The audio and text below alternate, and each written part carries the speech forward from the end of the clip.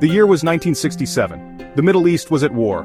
But the USS Liberty sailed far from the front lines, a technical research ship gathering intelligence for the NSA. She was no warship, just a converted 1-2 vessel, slow, lightly armed, bristling with antennas. Her power? Information, not firepower. Nearly 300 men, sailors, cryptologists, marines, worked under the American flag, confident in their neutrality and the safety of international waters. The Liberty's mission: listen, observe, and stay out of the fight. But the calm sea was deceptive. On June 8, 1967, the Liberty's peaceful watch would end in violence. The sky, once clear, would soon roar with jet engines and explosions. The ship, designed to listen to secrets, was about to become the center of one. The tranquil waters would turn red, and a question would be born, haunting survivors and governments for decades.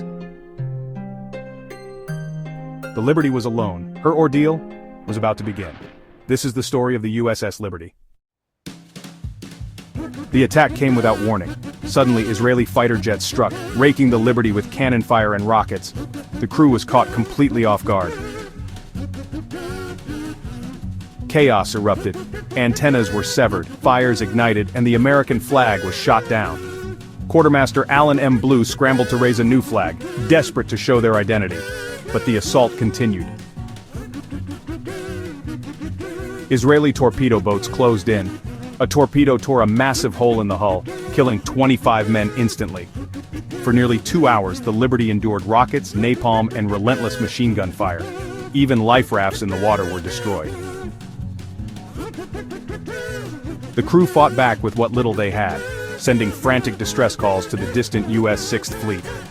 When the smoke finally cleared, 34 Americans were dead, 171 wounded, and the ship was a battered wreck. It was the deadliest attack on a U.S. naval vessel since World War II. The attackers were not enemies, but Israel, America's ally. The survivors were left with devastation, and a haunting question: why? The Liberty's nightmare was only beginning. The world demanded answers. Israel quickly apologized, calling the attack a tragic mistake. They claimed it was a case of mistaken identity, lost in the chaos of war. Official reports insisted the Liberty was misidentified as an Egyptian ship, and that no flag was visible. But survivors strongly disputed this. The U.S. government, balancing Cold War tensions, accepted the apology. The case was closed. Yet many survivors and officials doubted the official story. The weather was clear, the flag was flying, and the Liberty looked nothing like the supposed target. Survivors insisted Israeli pilots had time to identify the ship, and that the attack was deliberate.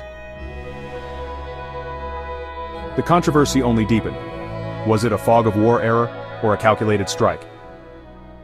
The truth remained elusive.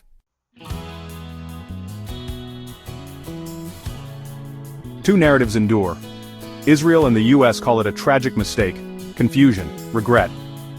Survivors remember a relentless targeted assault, and a cover-up that buried the truth. Declassified documents, and officials like CIA Director Richard Helms, Admiral Thomas Moore, questioned the official story. Why were rescue aircraft recalled? Why did the attack continue so long? The Liberty's fate remains a mystery. Accident or deliberate act? The question still haunts history. The story of the USS Liberty endures, unresolved, a solemn reminder of the cost of secrets and the fog of war.